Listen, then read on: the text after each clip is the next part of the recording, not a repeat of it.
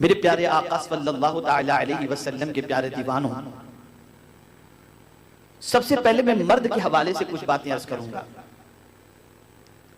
کہ مردوں کو اپنی بیوی کے ساتھ کس طریقے کا سلوک کرنا چاہیے اور اس کی وہ کون سی عادتیں ہیں جن عادتوں کی بنیاد پر اس کی بیوی کو وہ سکون پہنچا سکتا ہے، اس کی بیوی کے لیے وہ باعث تسکین ہو سکتا ہے، اس کی بیوی کے دل سے اس کے لیے دعا نکل سکتی ہے، اس کی بیوی کے دل کے اندر اس کا احترام بڑھ سکتا ہے، اس کی بیوی اسے دیکھنے کے لیے بے چین ہو جائے، اس سے بات کرنے کے لیے بے چین ہو جائے۔ وہ کون سی خوبیاں ہیں جو ایک مرد کے اندر ہونی چاہیے جس کی وجہ سے فیملی ڈسپیوٹ نہ ہو اور بیوی اپنے شوہر پر ناز بھی کرے اور اپنے شوہر پر فخر کرنے کی کوشش بھی کرے۔ آج سچویشن جدا ہے، آج حال یہ ہے کہ شوہر کے آنے کا وقت ہو تو بیوی پر ٹینشن ہو جاتا ہے کہ پتہ نہیں کیا ہوگا۔ آج سچویشن جدا ہے کہ شوہر کے سلسلے میں بیوی کا اگر آپ اوپینین جاننا چاہیں تو میں سمجھتا ہوں شاید ہی کوئی عورت ایسی ہو یا بچی ایسی ہو جو ہفتے میں ایک مرتبہ میکے جانے کے بعد اپنی ماں کے سامنے سب سے پہلے اپنے شوہر کی شکایت نہ کرتی ہو۔ یہ ساری پوزیشن اس وقت ہم معاشرے کے اندر دیکھ رہے ہیں، لیکن آقا کریم صلی اللہ علیہ وسلم کی حیات طیبہ کا مطالعہ کریں تو یہ بات ہمیں واضح طور پر ملتی ہے کہ رسول گرامی وقار صلی اللہ تعالی علیہ وسلم بحیثیت شوہر اپنی بیویوں کے ساتھ جو حضور صلی اللہ علیہ وسلم کا سلوک تھا وہ اتنا والہانہ سلوک تھا کہ رسول گرامی وقار صلی اللہ تعالی علیہ وسلم پر ہر بیوی اپنی جان نچھاور کرنے کے لیے تیار تھی۔ وجہ کیا تھی؟ سبب کیا تھا؟ آئیے میں پہلے ابتدا کرتا ہوں حضور صلی اللہ تعالی علیہ وسلم کی حیات طیبہ کے چند گوشوں سے۔ سب سے پہلی چیز کہ میرے آقا صلی اللہ تعالی علیہ وسلم اپنے گھر تشریف لے جاتے تھے تو سرکار صلی اللہ علیہ وسلم کی عادت کریمہ کیا تھی؟ حضور صلی اللہ تعالی علیہ وسلم جب اپنے گھر تشریف لے جاتے تو سرکار صلی اللہ تعالی علیہ وسلم کا اپنے گھر میں داخل ہونے کا انداز اور طریقہ یہ تھا کہ حضور صلی اللہ علیہ وسلم مسکراتے ہوئے اپنے گھر میں داخل ہوا کرتے تھے، اور داخل ہوتے ہی گھر والوں کو میرے آقا صلی اللہ علیہ وسلم پہلے سلام کیا کرتے تھے۔ یہ آقا کریم صلی اللہ علیہ وسلم کی عادت کریمہ تھی۔ کبھی بھی سرکار صلی اللہ تعالی علیہ وسلم اپنے گھر جب تشریف لے گئے تو ٹینشن کے اندر منہ جو ہے وہ ایک دم منہ پر جلال کی کیفیت ہو، اس طرح سے حضور صلی اللہ علیہ وسلم گھر میں تشریف نہیں لے جاتے، بلکہ سرکار صلی اللہ علیہ وسلم جب بھی تشریف لے جاتے تھے گھر والوں کو سلام کرتے اور مسکراتے ہوئے آقا کریم صلی اللہ علیہ وسلم اپنے گھر میں داخل ہوا کرتے۔ اور گھر میں داخل ہونے کے بعد سرکار صلی اللہ علیہ وسلم کیا کرتے؟ میرے آقا صلی اللہ علیہ وسلم سب سے پہلے گھر میں داخل ہونے کے بعد دن بھر کی مصروفیت کے بعد جب رات میں گھر میں داخل ہوتے تو آقا کریم صلی اللہ علیہ وسلم پہلے مسواک کر لیا کرتے۔ اب آج ہم دیکھتے ہیں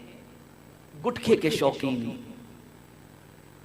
نہ جانے کیسی کیسی سگریٹ اور نہ جانے کیا کیا چیزوں کے شوقین گھر میں جب داخل ہوتے ہیں تو منہ سے بدبو آتی ہوتی ہے، اور پھر اسی حال میں بیٹھ جاتے ہیں، سامان رکھے اور تو بیگ ہے اس کو رکھا اور بیٹھ گئے صوفے کے اوپر اور ٹی وی واچ کرنا انہوں نے شروع کر دیا اور منہ سے بدبو آ رہی ہے، یہ ساری چیزیں ہو رہی ہیں۔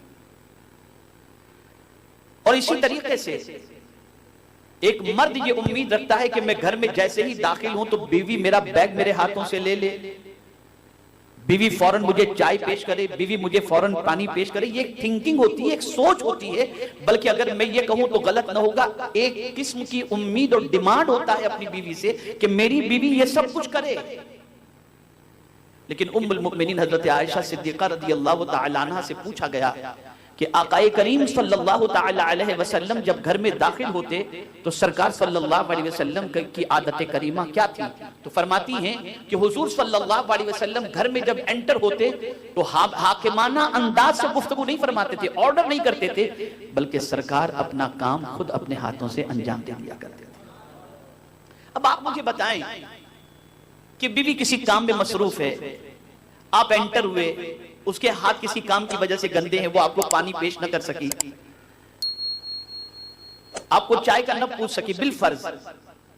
اس کو آپ بہانہ بنا کر گھر میں قیامت کھڑی کر دیں تو یہ آپ کی لا علمی ہے اور سرکار صلی اللہ علیہ وسلم کی سنت سے عدم واقفیت ہے. اور کبھی کبھی تو ایسا ہوتا ہے کہ یہ انداز اختیار کرنے کی وجہ سے طلاق تک کی نوبت پہنچ جاتی ہے اور شوہر اپنی بیوی سے کہتا ہے تمہارے ماں باپ نے تمہیں تمیز سکھائی ہی نہیں ہے کہ شوہر کا ویلکم کیسے کرنا چاہیے. تو سب سے پہلے مرد کی ریسپانسبلٹی یہ ہے کہ وہ جب اپنے گھر میں انٹر کرے تو اس کے چہرے پر مسکراہٹ ہو، گھر والوں کو سلام کرے اور فوراً فریش ہونے کی کوشش کرے، برش کرے، مسواک کرے، شاور لے، ڈریس چینج کرے اور پھر اس کے بعد آرام سے بیٹھے اور اپنی بیوی سے گفتگو کرنی ہے تو وہ گفتگو کرے، چائے کھانا ناشتہ جو کرنا ہے وہ کر سکتا ہے. لیکن اب آپ مجھے بتائیں، ایک مرد کی تو یہ امید ہوتی ہے کہ میں گھر پہنچوں تو میری بیوی میک اپ کر کے بیٹھی ہو، یہ کر کے بیٹھی ہو، اور جناب آپ جب تشریف لائیں تو آپ کے منہ سے بدبو آتی ہے تو بیوی آپ کے قریب بیٹھنا کہاں سے پسند کرے گی؟ آپ یہ کیوں بھول جاتے ہیں کہ جس طرح سے آپ کے سینے میں دل ہے اس کے بھی سینے میں دل ہے، جس طرح سے آپ بھی اس سے کچھ امید رکھتے ہیں وہ بھی آپ سے کچھ امید رکھتی ہے. اس لیے پہلا کام مرد کا یہ ہے کہ گھر میں داخل ہوتے وقت مسکراتے ہوئے داخل ہو، فریش ہو، کپڑے چینج کرے اور پھر اس کے بعد اپنی بیوی سے بیٹھ کر کے وہ گفتگو کرے. میں بیویوں کے حوالے سے کیا کرنا ہے میں بعد میں بتاؤں گا، پہلے مرد کے حوالے سے میں گفتگو عرض کر دوں. دوسری غلطی جو مرد کی طرف سے ہوتی ہے وہ یہ ہوتی ہے کہ وہ اپنی بیوی کو اگنور کرتا ہے، نظر انداز، کوئی توجہ نہیں. آیا سامان رکھا اور سامان رکھنے کے بعد بیگ رکھنے کے بعد لگ گیا موبائل پر واٹس ایپ کرنے اور بات چیت کرنے اور فون پہ لگا ہوا، یہ سارے کام میں لگ گیا ہے. اب بیوی بیچاری انتظار کر رہی ہے کہ میاں کب فری ہو اور ان سے میں کچھ بچوں کے دکھ سکھ کی باتیں کروں یا اپنی باتیں کروں، لیکن میاں کو تو فرصت ہی نہیں ہے دوسری چیزوں سے. اور نتیجہ یہ ہوتا ہے کہ بیوی کو جو پیار شوہر کی طرف سے ملنا چاہیے وہ پیار شوہر کی طرف سے نہیں ملتا. اور بیوی کو اگنور کرنے کا نقصان یہ ہوتا ہے کہ جو بیوی کہ دل میں اللہ عز و جل نے ارمان رکھے ہیں اس کے ارمان کی جائز تکمیل نہیں ہوتی تو اس کے قدم پھسل جایا کرتے ہیں. تو دوسرا کام آپ یہ کریں کہ اپنی بیوی کو اگنور نہ کریں. گھر میں آپ انٹر ہوئے، آپ اس وقت سارے کام کو چھوڑ کر بیوی کی خیریت پوچھیں، کیسا دن گزرا یہ پوچھیں، طبیعت کیسی ہے یہ پوچھیں،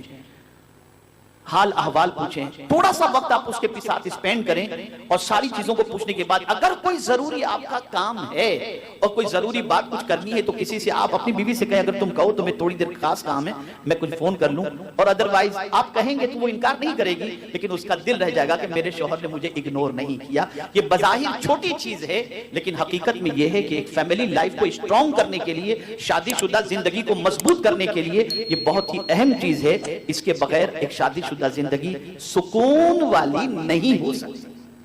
تو اپنی بیوی کو اگنور نہ کریں، اپنی بیوی کو نظر انداز نہ کریں. اور اگر کبھی یہ بھی دیکھا گیا کہ شوہر گھر میں انٹر ہوا اور بیوی صاحبہ میلی کچیلی نائٹی کے اندر بال بکھرے ہوئے انداز کے اندر موجود ہے یا تھوڑی سی تو میں ہو گئی تو میاں فوراً اسے کہہ دیتا ہے اب تو تم سے میرا دل بھر گیا، میں اب دوسری شادی کر لوں گا، یا پھر ڈیورس کی دھمکی دے دیتا ہے.